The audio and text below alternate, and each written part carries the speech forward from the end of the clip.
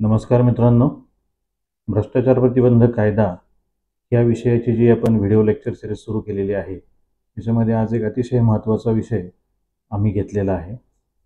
भ्रष्टाचार प्रतिबंधक कायदा सेक्शन 20 कलम 20 हा खूप महत्त्वाचा सेक्शन या कायद्यामध्ये दिलेला आहे. परंतु दुर्दैवानं या सेक्शनकडे फारसं लक्ष दिलं जात नाही. परिणामी अनेक केसेसमध्ये शिक्षा झाल्याचं माझ्या निदर्शनास आलेलं आहे. मित्रांनो, सेक्शन 20 हा जो आहे हा काय आहे हे समजून घेणं गरजेचं आहे. सेक्शन 20 हा कोणाला लागू होतो, कुठल्या परिस्थितीमध्ये लागू होत असतो आणि याचे मेरिट्स काय असतात, याचे डिमेरिट्स काय असतात. सेक्शन 20 आपल्याला लागू होऊ नये म्हणून यासाठी आपल्याला कायद्यामध्ये काही तरतुदी दिलेल्या आहेत की नाही हेही आपण बघणं गरजेचं आहे. मित्रांनो, एक गोष्ट लक्षात घ्या की ज्यांच्यावर सेक्शन 7 आणि सेक्शन 11 भ्रष्टाचार प्रतिबंधक कायद्याखाली गुन्हा दाखल झालेला असतो, याच लोकांसाठी सेक्शन 20 हा अप्लाय होतो.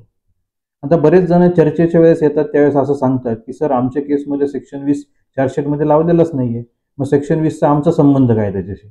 मित्रांनो, चार्जशीटमध्ये फक्त ज्याच्यामध्ये शिक्षेची तरतूद असते असेच कलम लावलेले असतात आणि हा जो सेक्शन 20 आहे हा प्रिझम्पशन आहे, गृहीत धरण्याचा सेक्शन आहे. तो नेमका काय आहे, याचे मेरिट्स काय आहे, त्याचे डिमेरिट्स काय आहे हे मी आज आपल्याला याच्यामध्ये नीट समजून सांगणार आहे. मित्रांनो, एक गोष्ट लक्षात घ्या की कुठल्याही भ्रष्टाचाराच्या केसमध्ये तिचा मूळ ढाचा जो असतो किंवा मूळ पाया जो असतो तो डिमांड म्हणजे लाचेची मागणी हा त्याच्यामध्ये असतो.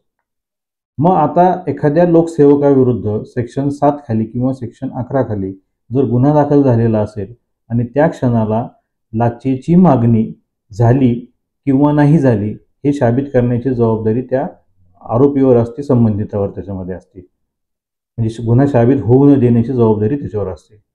मित्रांनो, एक गोष्ट लक्षात घ्या की ज्या वेळेस एखाद्या लोकसेवकाविरुद्ध लाचेच्या मागणीनुसार म्हणजे डिमांडनुसार गुन्हा दाखल झाला आणि त्या डिमांडनुसार जर त्याच्याकडे लाचेची रक्कम सापडली असेल तर त्या क्षणाला सेक्शन 20 हा पिक्चरमध्ये येत असतो. सेक्शन 20 काय आहे हे एकदा मी तुम्हाला नीट समजून सांगतो की presumption where public servant accepts any undue advantage. म्हणजे एखाद्या लोकसेवकाने जर लाचेची रक्कम स्वीकारली असेल तर ती स्वीकारलेली रक्कम ही लाचच आहे असं गृहीत धरल्या जातं. प्रिझम्पशन आहे ते. मग हे प्रिझम्पशन जे आहे हे गृहीत धरलं जातं. मग आता हे कुठल्या सिच्युएशनमध्ये गृहीत धरलं जातं? जसं मी मगाशी सांगितलं की एखाद्या लोकसेवकाने एखाद्या ग्राहकाकडे किंवा एखाद्या माणसाकडे लाचेची मागणी केली त्याचं शासकीय काम करण्यासाठी आणि त्या मागणीच्या अनुषंगाने ती लाचेची रक्कम जर त्या माणसाकडे सापडली, त्याच्याकडनं हस्तगत केली तर त्या क्षणाला त्या व्यक्तीला सेक्शन 20 हा लागू होतो. मग आता सेक्शन 20 लागू होण्यासाठी काय महत्त्वाचा आस्पेक्ट आहे? महत्त्वाचा आस्पेक्ट त्याच्यामध्ये असा आहे की त्या तक्रारदाराच्या तक्रारीच्या अनुषंगाने लोकसेवकाने लाचेची मागणी केलेली पाहिजे. ती मागणी कोर्टामध्ये साबित जर सरकार पक्षाने केली आणि त्या मागणीच्या अनुषंगाने जर लाचेची रक्कम त्या लोकसेवकाकडनं जप्त झाली तर त्या क्षणाला सेक्शन 20 नुसार हे गृहीत धरलं जातं की त्या लोकसेवकाकडे सापडलेली रक्कम ही लाचच आहे. ज्यावेळेस असं गृहीत धरलं जातं त्यावेळेस माननीय न्यायालयापुढं त्या लोकसेवकाला शिक्षा देण्याशिवाय कोणताही पर्याय शिल्लक राहत नाही. ही अतिशय गंभीर बाब आहे. ही बाब अनेकांना माहिती नाही आहे त्याच्यामध्ये आणि दुर्दैवानं ज्या ज्या केसेसमध्ये शिक्षा झालेल्या असतात सेक्शन 7च्या, तुम्ही नीट जर बघितलं, अनेक हायकोर्ट सुप्रीम कोर्टाचे निकाल जर तुम्ही बघितले तर त्याच्यामध्ये सेक्शन 20चं प्रिझम्पशन जे आहे ते लागू केलेलं असतं आणि म्हणून शिक्षा दिलेली असते. मग आता हे सेक्शन 20चं प्रिझम्पशन आहे. ह्या सेक्शन 20च्या प्रिझम्पशनमध्ये तुम्हाला खरं त्याच्यामध्ये सुटण्यासाठी काय बचाव आहे की नाही हाही भाग फार महत्त्वाचा आहे. मग त्याच्यामध्ये सुटण्यासाठी बचाव असण्यासाठी कायद्यामध्ये काही तरतूद आहे का? तर कायदे करणाऱ्यांनी सर्वांची काळजी घेतलेली आहे. याच्यामध्ये तुमचीही काळजी कायदे करणाऱ्यांनी घेतलेली आहे. या सेक्शनमध्ये असं स्पष्ट लिहिलेलं आहे की सापडलेली रक्कम ही जर म्हणजे it shall be presume unless the contrary is proved. म्हणजे जर तुम्ही ती सापडलेली रक्कम ही लाच नाही असं जर मान्य कोर्टापुढे गेलात तर ती लाच नाही हे साबित करण्याची जबाबदारी तुमची असते.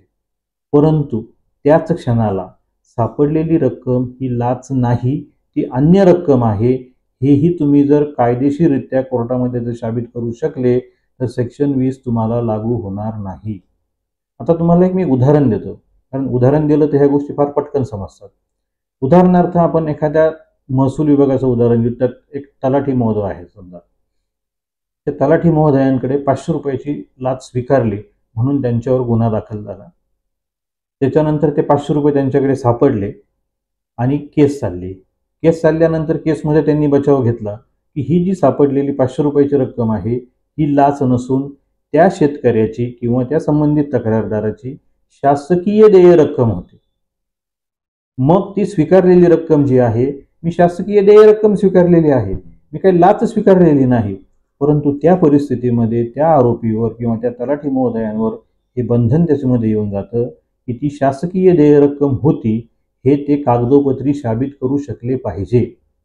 जर ते कागदोपत्री साबित करू शकले की ती स्वीकारलेली 500 रुपये ही लाच नव्हती, ही शासकीय देय रक्कम होती, तर त्या क्षणाला माननीय कोर्ट सेक्शन 20 तुमच्या विरुद्ध लागू करत नाही. म्हणजेच काय आहे की सापडलेली रक्कम ही लाच नाही, ती अन्य रक्कम आहे, हे जर तुम्ही कोर्टामध्ये साबित करू शकले तर सेक्शन 20 तुम्हाला लागू होणार नाही. मित्रांनो, एक गोष्ट लक्षात घ्या, जसं मानवाला बऱ्याच जणांना डायबिटीसचे आजार असतात, बऱ्याच जणांना ब्लड प्रेशरचे आजार असतात.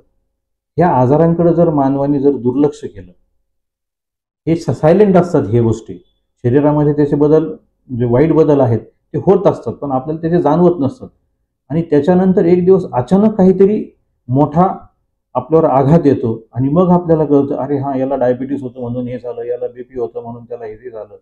जशी ती गोष्ट आहे तशीच ही गोष्ट याच्यामध्ये आहे. या सेक्शन 20 कडे जर तुम्ही दुर्लक्ष केलं तर तुमच्या केसमध्ये शिक्षा होणार हे त्रिकाल सत्य आहे, हे सगळ्यांनी नीट समजून घ्या. परंतु त्याच वेळेस कायदे करणाऱ्यांनी तुमच्यावर अन्याय होऊ नये म्हणून ही गोष्ट तितकीच महत्त्वाची घेतलेली आहे की जर सापडलेली, जर तुमच्या केसमध्ये तुमची मागणी साबित झाली, डिमांड साबित झाला, मागणीच्या अनुषंगाने ॲक्सेप्टन्स साबित झाला, परंतु ही जी तुमच्याकडे सापडलेली रक्कम आहे ती रक्कम लाच नसून ती अन्य रक्कम आहे, हे जर तुम्ही माननीय कोर्टापुढे साबित करू शकले तर सेक्शन 20 तुम्हाला ॲप्लाय होणार नाही. परंतु तुम्ही जर ते साबित करू शकले नाही तर सेक्शन 20 ॲप्लाय होणार आणि ॲप्लाय झाला तर सेक्शन 7 खाली किंवा 11 खाली जी काही शिक्षा प्रस्तावित केलेली आहे ती शिक्षा तुम्हाला होणार म्हणजे होणारच, हा कायदाच आहे. त्याच्यामुळं तुम्ही सर्वांनी एक गोष्ट अतिशय बारकाईने प्रत्येकाने आपापल्या केसच्या अनुषंगाने बघणं आवश्यक आहे की तुमच्या केसमध्ये जी काही लाचेची रक्कम आहे किंवा जी काही तुमचं चार्जशीट आहे त्याच्यामध्ये तुमची डिमांड साबित होती का, डिमांडच्या अनुषंगाने ॲक्सेप्टन्स होतोय का. समजा तुमची डिमांड कोर्टापुढे साबित झाली, ॲक्सेप्टन्स साबित झाला तर त्या क्षणाला सेक्शन 20चं प्रिझम्पशन तुमच्या विरुद्ध लागू होऊ शकतं. परंतु तुम्ही जर ती रक्कम लाच नाही हे जर कोर्टापुढे साबित करू शकले तर सेक्शन 20 लागू होणार नाही, परिणामी शिक्षेपासून तुम्ही वाचू शकता. म्हणून ही अतिशय महत्त्वाची गोष्ट आहे की प्रत्येकाने आपापल्या केसनुसार, आपापल्या चार्जशीटनुसार, तपासानुसार नीट त्याचं बारकाईने अवलोकन करणं गरजेचं आहे. माझा हा व्हिडिओ बनवण्यापाठीमागचा उद्देश एकच आहे की सेक्शन 20वर फार मटेरियल मार्केटमध्ये कुठेही अवेलेबल नाही आणि सेक्शन 20 विषयी जी काही ज्यांच्यावर भ्रष्टाचाराचे केसेस दाखल झालेले आहे त्यांच्यामध्ये अजिबात जागृती नाही आहे तिथे.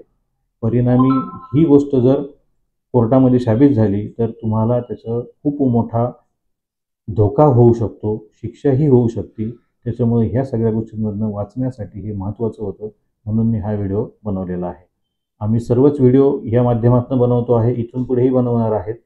आमचा व्हिडिओ बनवण्याचा उद्देश एकच त्याच्यामध्ये आहे की मी यापूर्वीही प्रस्तावित केलेला आहे की फक्त कायद्याची जनजागृती करणे आणि आपल्याला या कायद्याविषयी अवेअर करणे हा आमचा मुख्य उद्देश त्याच्यामध्ये आहे. मित्रांनो, आजचा व्हिडिओ आपल्याला कसा वाटला ते तुम्ही आम्हाला कमेंट करून सांगा. आपल्या जर काही शंका कुशंका असतील तर आपण कमेंटमध्ये सांगू शकता किंवा स्क्रीनवर जो काही व्हॉट्सअप नंबर दिलेला आहे त्याच्यावर तुम्ही आम्हाला प्रश्न विचारू शकतात. आणि आमचे व्हिडिओ जर आपल्याला आवडले तर तुम्ही आमच्या चॅनलला निश्चित सबस्क्राईब करा, लाईक करा आणि बेल आयकॉनला प्रेस करा. नमस्कार, धन्यवाद.